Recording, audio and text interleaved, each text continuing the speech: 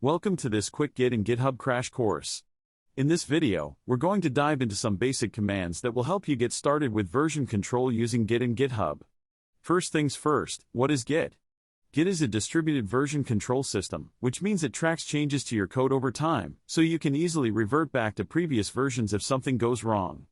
GitHub is a cloud-based service where you can store your Git repositories online, collaborate with others, and share your code with the world. Let's start by creating a new Git repository. Open your terminal and navigate to your project folder. To initialize Git, use the command git init.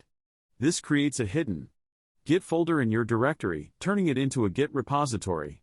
Once your repository is initialized, you need to start tracking your files. Use the command git add to add all your files to the staging area, which tells Git that you want to include them in your next commit. Next, let's save our changes with a commit.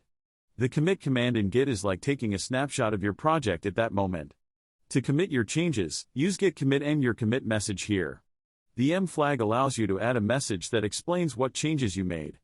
It's important to write meaningful commit messages to keep track of your project's history. Now, let's move on to connecting your local repository with GitHub. Go to GitHub and create a new repository. Once that's done, you'll be given a URL for your new repository, which you'll use to link it to your local Git repository. To connect your local repository to GitHub, use the command git remote add origin https://github.com/ your username /your repo.git. Replace the URL with the one for your own repository. Finally, let's push your local changes to GitHub. Use the command git push origin main to upload your code to GitHub.